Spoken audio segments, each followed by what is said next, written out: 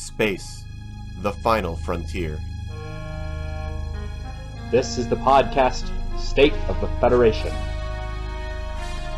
Its continuing mission: To preview strange new ships. To seek out new builds and new combinations. to boldly go where no show has gone before.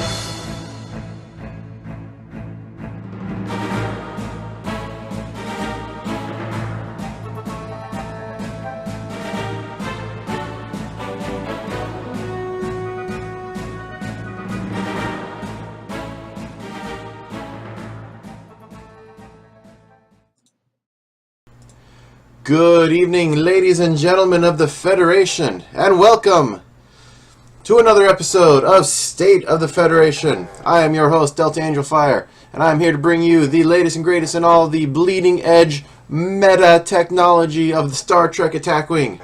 Joining me, as usual, are our illustrious companions, our Borg ambassador, Mr. Tucker. We are the Borg. The Borg just won worlds. He is, of course, happy that the Borg are still alive and well. So stoked. It is unbelievable. Once Will went out, I started rooting for Peter almost immediately. Sorry, Joseph. And, of course, we also have David, the voice of reason and every other faction, because we both like Borg. It's not that I dislike Borg. It's that you know what? I love seeing that other things were there, and I love seeing that bioships made the finals. Yeah, dude, bioships made the finals. Oh my god, that was awesome. Like, that to me is as noteworthy as Borg 1. Is that bioships were competitive. Like, Will, even if you had beaten Joseph, that would have been noteworthy that bioships made top 4. Mm-hmm. Yeah, no. I mean, bioships were super... I mean, Joseph... I don't care what he said. He said he felt like there were like 1 or 2 times where he had trouble. I watched him play those builds all day, and he looked like he was just smacking almost everyone around. Like, not Will, but just about everybody else. Sounds like a lot of fun. But yes, today we are going over some of the most interesting and some of the top Worlds builds that appeared at, well, Worlds last week, including the winning Borg list and the second place Bioship list and other lists that were just cool, and my list, I don't know. My list fit in there somewhere. My list and their decidedly 3rd and 4th place rankings all weekend. Well, yeah, but, like, I mean, the only people you lost to were the people who came in 1st and 2nd. Mm. And also, I was the only one who topped forward that did not take the Independent Federation Fleet Captain. That's true. You also, you were one of 2 that didn't take Cloaked Mines, which is interesting. I took Cloaked Mines. What are you talking about? You did take Cloaked Mines. It was Rich that didn't take Cloaked Mines. Never mind. What am I thinking of? Oh, yeah, you were one of 2 that didn't take Gen Con. Oh, that's the one. Yep. Gen Con making a reappearance. Cloaked Mines everywhere, but not super multiples of them everywhere. Actually, there weren't even that everywhere. Like, I kept having to update my coverage because people in the top 8 kept telling me, no, I didn't run Cloaked Mines either. Only 5 out of 8 of the top 8 played Cloaked Mines. And nobody ran more than 2, and most people only ran 1. I'm gonna have to step away for a second, guys. Gotcha. But yeah, lots of fun things appearing in the Worlds. David, was there any builds that stood out in your mind that you were interested in besides the bioships? I think the lack of fighters is what really intrigued me. That was something I found very interesting because I felt that a lot of the builds that made it farther in the world, the actual World Championship tournament, would have had problems dealing with 2-ship, 2-fighter. But the fact that they just did not appear was something that was not in my calculations. Yeah, and that may have to do with the smaller field. I think if you if you see a 32-person tournament, we may have seen some more of that, and hopefully we get there someday. I think the other thing that played a big part in it is that people saw what happened in the first 2 qualifier days, but all 3 of the top 4 builds that we had that ended World Championships, we were all playing things that were meant to deal with 2 ship, 2 fighters as a standard. So that meant that there were a lot of those builds in the qualifiers that didn't do as well as people would have hoped. Like we kind of hurt our own chances by discouraging people from using those builds because we expected to face them. You know what I mean? Yeah, you almost, because you've teched against it, nobody runs it, and so then the things you've teched against makes your build not as good. It's the rock, paper, scissors mechanic. Everybody's playing rock, expecting scissors, and then paper shows up and paper wins the day. But it wasn't even that. It's like everyone was playing scissors, and then they switched to another form of rock. Yeah. So it's kind of big rock versus small rock. Mm. For the most part. But there were a lot of interesting builds, but their main focus was like 2 or 3 shots at 10 attack dice with quality, and against other fighters, that doesn't fly. You know what I mean? Because who cares if you hold damage? Just go, I lose a token. Mm-hmm. I don't know. Let's see. There's some other things I was worried about for other portions of the match, but let's get to that closer to the end. Right now, let's find a build to talk about, and I think the first one I wanted to bring up was going to be one of the few not Borg, not Bioship lists that I found that I found had a neat gimmick, and that one's the Excelsior build that came up. So Yeah, intrigued me. that was kind of interesting because there's an Excelsior build in the top 8. What? How did an Excelsior get there? I mean, we've seen Voyager, we've seen Enterprise E. I don't know if we've actually seen Enterprise E, but Enterprise E is kind of expected as another one. Prometheus wasn't available yet, but I'm sure that will want to make an appearance. But for big Fed ships, Excelsior is not usually one among them. Let's see. And this list was run as the Phlox Clown Car kind of build. Yeah. Independent Klingon resource. And Captain Pike, actually, so that all the crew had -2 on the ship, and he had 1, 2, 3, 4, 5 slots for crew on it. So the list altogether, especially for those who aren't reading this and are listening to the podcast, was the USX Excelsior, captained by Christopher Pike. Fleet Captain, Independent Klingon. He used the Picard maneuver for his talent for free. And his crew he loaded up with Mr. Spock, Phlox, Tuvok, Romulan Helmsman, Loger, and he had a Disruptor Beam for his damage output. And following that up behind him was a defensive Voyager, USS Voyager, with Ahab Picard, Hikaru Sulu, Elizabeth Shelby, William T. Riker from the Hood, multi-adaptive shields, and a set of cloaked mines. This is the build to the best that I can remember it. I'm sure I don't have it quite exactly right, but I think I'm close. And of course, after that, we just had the Federation Attack Squadron. And there were 3 extra points that I wasn't sure what was on it, so I just went with Coordinated Attack because it was really good. But I'm not sure what those last 3 points actually were. Which build was this? Hi, I'm back, by the way. The Excelsior build. Oh, yeah, I have no idea. What did he put on there? I'm trying to think what he put on there. This was Charles Scrobus's build, right? I believe so. Yeah, you played him. You played him first round, top 8. Yes, I did. Yeah. Yeah, I think it was Coordinated Attack. Seems like a deal. But I mean, all around, this seems like a pretty solid fleet. You've got your set of fighters, you've got all kinds of shenanigans you can do with the Excelsior with high attack, really good attack damage, like Borg levels of attack damage. But But the thing it's missing is, of course, the hull and the shields to back it up. And the thing that, I mean, we really talk about all the time is the Super Defense Voyager. Like, with the bonus for the crew disables, he's got about as many defense dice as you can get here. But it turns out that's really bad against magnetometric guided charges. Yeah, those things happened. Actually, did I fight this in the finals? I think I fought it on day 2. Wait, which one is this? This is still the Excelsior? Yeah, did he bring us to the finals? The finals? No. Oh, yeah. Worlds? Yeah. Yeah. No, Charles, he played it top 8.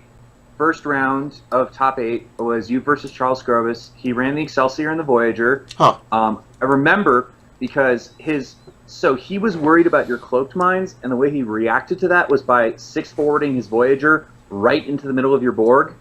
That didn't work out well for him. Gotcha. Because I think what actually happened is, I thought it was I thought I was using the higher damage magnetometric charges because I remember killing Voyager pretty quick. I think that happened on both days. Might have been. But no, you know what happened? You're right. You didn't use the MGCs on the finals days because he was in range 1, so you just rolled like 7 attack dice with modification. And he was expecting magnetic charges, so instead of actually using all of his defensive things, he ended up using going for the evade token. Right. Oh, I know what you did. I think you used MGCs to knock his shields down. Then that meant he didn't get the multi-adaptive bonus, and then you went in with your primary weapon. Gotcha. Does that sound right? Sounds about right. Yeah, because I don't remember you... I remember you using MGCs at some point, and just remembering, like, yeah, that's 7 dice he's not rolling. Oh, yeah. But, yeah, against things like, other fighter builds, this Voyager throws... What? Let's see. Picard 2, Picard is 3, Sulu is 4 and 5. Shelby gets you a reroll if you're against Borg. Riker gets you 6. Multi-adaptive gets you 7. Yeah, 7 defense dice with 2 conversions. That's and Shelby gives you 8 if you're fighting against Borg. Oh yeah. And the Borg aren't using magnetic charges, which is yeah, not often. But well, not these days anyway. Certainly not post Worlds. Oh yeah. But yeah, aside from these certain, bad matchups, like this is the exact ship that I brought magnetometric charges for. Like, not even the full dread, but even without the extra points from like a docking ship or something, this is big defense and can cause you a lot of problems. And I mean, I feel like I think one of the reasons you started with MGCs is the next turn he prepped against MGCs and you just attacked him normally. The ability to switch off like that was important. And the fact that I had bumped and lost my action, so I couldn't re-enable my MGCs. Right, that too. But yeah. Aside from the very solid high defense Voyager, still pretty good. Excelsior, using the clown car method, was always shooting 6 attack dice every turn, with battle station conversions from Mr. Spock, and most likely an extra damage because of the disruptor. So up to 7 damage per turn with that. Using Loger to get him every turn, Romulan Helmsman so he could do red maneuvers every turn if he wanted to. Like, all the disable things are really cool, but it just doesn't stand up to the firepower. Like, I like the Picard maneuver so that I couldn't take him out first turn when he was right up next to me. But after that, he spent a lot of the time backing up, running away, turning around the long way around the planet. And, yeah. All offense and no defense, man. Well, the major thing about this one for me, why was he not using Crusher? Every time he took his action to re-enable Phlox, I like cringed. You know what I mean? It's like, I get the idea behind this build, but for God's sakes, we have so many ways to get extra crew slots at this point in the game. Take one of them. What was his resource? The independent Klingon fleet captain that was on that ship. That's right. Yeah, it was on that ship. Okay, but find a way to get one more crew slot and throw Beverly on there. Or, like, don't use Lojur and use dorsals and Type 8s or something. Like, man. Because, I mean, that ship had a lot of cool things it could do, but outside of the native torpedo quality, it really struggled to get quality. You know what I'm saying? Well, it had battle stations on every attack. Yeah, but he didn't have target lock. That's true. Like, not only is he wasting his target lock on a torpedo. Sorry, I really hate torpedoes. He's not using torpedoes. He's using disruptor beams. Oh, really? Yeah. Oh, that's right. Yeah, he just wasn't getting target lock because he didn't have the action. Yeah. But like Beverly Crusher lets you take that target lock action. Boom. I mean, if you had a 3-point crew that said war, basically, you would run that all the time. Captain War, right? And that's what Beverly Crusher is on the ship. So you would have liked to see Beverly Crusher instead of, what, like Spock? I would have tried to... I don't have the build list in front of me. Could you... Because he filled all his crew slots, and it was hard doing because he was already really close to the point limit there. Do me a favor and message me the build in the chat because I don't have it in front of me. Gotcha. Let's see if I've got it really handy. But I don't know where I put it. All I've got is an image. That'll work. I mean, if you can send... You know what? Don't worry about it. Don't worry about it. I'll figure it out later. I probably would have... Who's the captain on that ship? Christopher Pike. He needed the extra points. I think... There we go. Hold on. Got it. Okay. Alright, here we go. Oh, yeah. Cut Tuvok. Yeah, I think the extra die... Yeah, Tuvok's really expensive for the one die. Tuvok all the time, every time. I knew there was something on that ship that I hated. It was Tuvok. But yeah, cut Tuvok, run. And by the way, I said Beverly Crusher. I should have said Lee Nollis. With Madred running around, that's extra backup. Though I guess nobody's going to Madred Christopher Pike. Was anyone using Madred besides me? No, but they should have been. Indeed. And that's something we'll talk about later, too. Madred should have been championship tech. Mm-hmm. I mean, I agree. I mean, one thing that you just don't think about is one of the major opportunity costs of using a fleet captain is that if your captain gets discarded, the fleet captain does too, and those points go towards thingy. The opponent. Right? Yeah, surviving fleet. So taking out Pike would have earned me 9 points just from using Madred on him. Right. So, I mean, I guess that's why somebody would want to Madred Pike. But, you know, that's a huge deal. I mean, especially in this day and age where we're not seeing so many dreadnoughts anymore, but wait until we get to the winning build. 9 to 10 points is... And I mean, if somebody puts a fleet captain on Picard 9 on an off-faction ship, that's 12 points, you know? Mm-hmm. But yeah, I mean, there's a lot of solid stuff in this build. This is a solid kind of all-around list, but when you start taking into account what the things that people kind of prep for and the things that people are expecting, this is one that falls prey to definitely being teched against. Mm-hmm. Although I do expect to see this win quite a few things in like local games. Sure. But it's a good build if you don't know what the meta is going to be. Oh yeah. But that was that one. Tuvok. I hate Tuvok so much. I hate Tuvok so much. I really do. Tuvok's a win more card. No, I mean, no. Tuvok provides a service, which is, adding +1 attack die is pretty cool. That's true. I would not trade it for the ability to target lock, which on this build is the trade you're making. Yeah. Well, and that's the thing. It's like, he doesn't... If you go into quadrant theory, which is a whole nother game, but he only helps you in one aspect. He helps you finish somebody. He doesn't help you come back. He doesn't help you break neutral game state. He only helps you win when you're already winning. I think the idea might have been the more dice you have, the one thing that more dice gives you over fewer dice with better modifications is the ability to one-shot higher hull ships.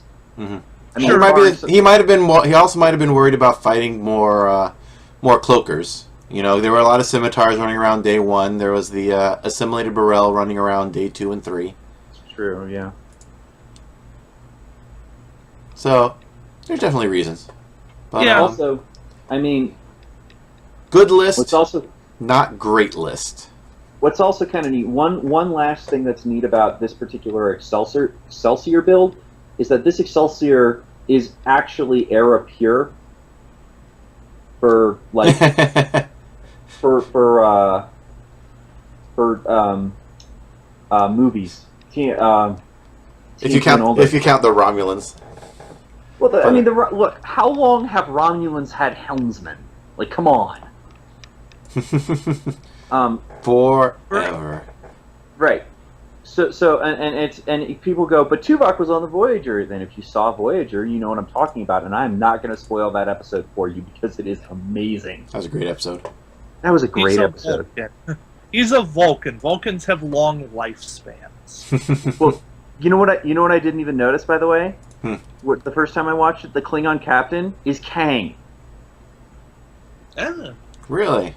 Yeah, the Klingon captain that they face, that's Kang. Nice. So and he's on I believe a named ship in that one. Hint, hint, whiz kids. We want Kang. I'm so stoked. There's a Klingon ship coming up that I looked at. The Rataran. You know what's awesome about the Rataran? Jadzia Dax was on the Rataran in Klingon dress once. Can we get a Klingon faction Jadzia? Can we get the team together?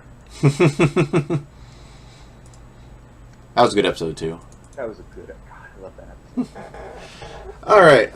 Let's see. Next thing I'm going to just bring up is I'm going to bring up my build from day 2, which, admittedly, players 1 and 2, Joseph and Peter, actually were praising this build a little bit, considering that it would be really good after Fleet Captain goes out, because the additional movement kills everything right now. But until then, this is still a pretty solid build from when I ran it, and that is super magnetometric charges. We've got 2 Borg spheres, one with Gul Lamek, Admiral Madred, and magnetic charges. The other one has Gul Maset with Mr. Chekhov and magnetic charges, and running support in the lovely little science vessel we have Denatra, Cloaked Mines, Quark, and whatever else you want. I decided to test Disruptor Pulse for this one, but really another set of Cloaked Mines is probably not terrible. Or an interface generator, because she's going to be a lot closer to combat than the other science vessel supports I usually run. So, yes, this build shoots 4 and 5 dice magnetometric charges, sometimes 5 and 5 if your opponent's running low captain skills, or if you manage to get Madred off. Pretty straightforward build, I think. Can I ask you one thing that's going to make you hate me? Yeah. Here's my thought on this. Would you agree that the major thing that hurt this build was the lack of maneuverability options? No. The only thing that actually hurt this build, the only thing that anyone took away from this build is when the science vessel wandered out a little too far without support from the spheres. Fair. If the spheres were still in range to shoot back after the Romulan science vessel got out, I think whatever was shooting at it would have died.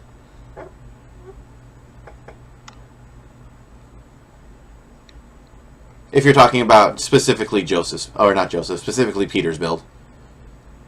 Okay, fair. Never mind. Objection withdrawn. I was going to suggest, the way I would build this if I were building would be I would switch Lamek and Maset and then put, instead of Chekhov, take Engage. But that's not amazing on a sphere. Because that gets you 3 forward and 3 more forward for an Ox. Yeah, I mean, it's just... I really wish I could find a way to make that a diamond, but it just doesn't fit with the mag charges. Yep. It already barely fits with Officer Exchange Program. Yeah. Because you definitely want some kind of moderate captain skill at least. And all the things that add extra attack dice, because magnetic chargers get way better the more attack dice you can add. You don't really need more so than a target lock or a battle stations would work on them, since they already have a little bit of conversion built in. Mm-hmm. Adding the extra dice, I think, is a big thing. Sorry, go say that again? I was gonna say adding the extra dice on those is a big thing, up to about 5 or 6. Mm-hmm. Well, also, I mean, I saw you using it on your primary weapon sometimes at range 1, and rolling 8 dice is nothing to sneeze at. Yeah, that's fun too. This is a great build if you're just... You know who I kind of wish had ran this build? Is there was this 9-year-old kid named Quinn who I really wish... I said this in my write-up. I really wish they'd awarded a fellowship prize for Worlds, because this kid definitely should have won it. He went 0-2 with like 20 points in the Swiss, and like was the happiest camper about it the whole time. And like he lost, and he's like, "All right, cool. I'm gonna go play HeroClix," and it was great. Anyway, day 1, his list was fighters and like 2 naked tactical cubes. Like, this is a list for him. Mm-hmm. Go forward, shoot with dice, and then keep going forward. Because this is a build that isn't necessarily afraid of jousting either.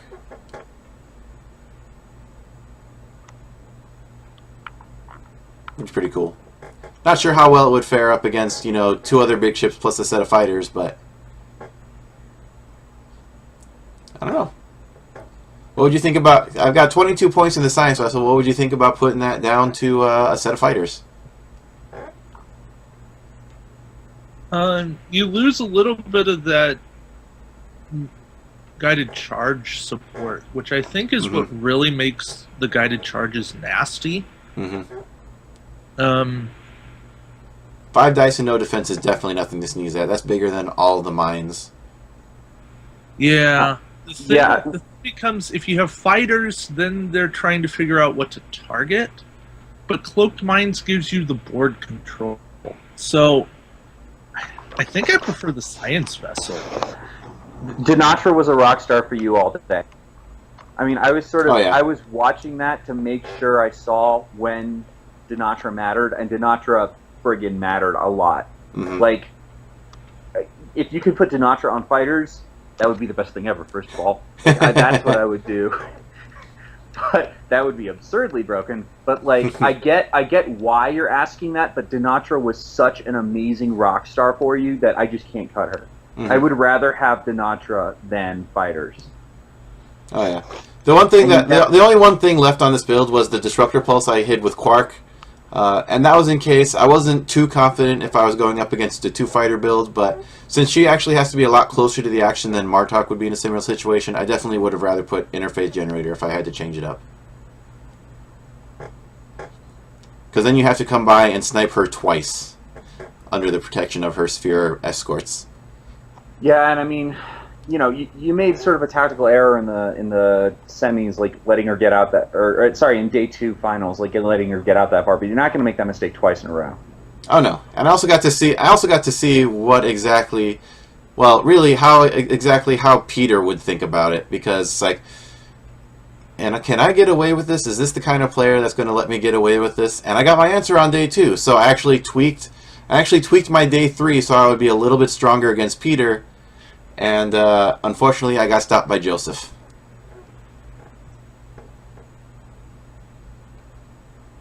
Which happens. But, yeah, this build is very straightforward. Give it a try. It's lots of fun. It's lots of magnetometric charges and things like that. And it's cool. Don't let Dinatra get taken by Masset. Or Madred. Oh, and Madred's something useful. Because... when Madred kills a captain, Lamette gets his extra attack die against them forever. I mean, to be honest with you, Madred like the nice thing about this build is that there's really no good option on who to Madrid. The answer is Denatra. Well, see, because the thing is, Denatra is the best captain by far. But she's the easiest to kill. Right, but you're probably just better off killing the RSV if you want to get to Denatra. Whereas the other ones, Lamech especially, losing it doesn't really hurt you that much. And if I still have Madrid, then I'm up to a 7 skill. Right, exactly. Which means they need to roll battle stations, which can be very hard for some people and very easy for others. But yeah, good solid build. Give it a try. Borg are alive and well, even without additional movement shenanigans. They still have their high damage ridiculousness shenanigans going on. And also is good solid proof that Dominion is a fair choice for looking at with the, you know what I'm talking about. The Officer Exchange Program. Yeah, it's them. I really think the 3 best options at this point are them, Fed, and the Klingons. Yeah, because they're the ones that actually have reasonable, cheap captains that you want to take. And also admirals. Yes. Getting rid of that admiral penalty is pretty big. Well, I mean, Admiral in the case of Dominion. Like, they have to, but you're never going to take one of them. You're never going to take the other one, yeah. Alright. So, got a couple builds in there. Gonna call this part 2. And, which one do you guys want to talk about now? I've got the top 3 builds from the actual World Finals. Which one do you want to talk about first?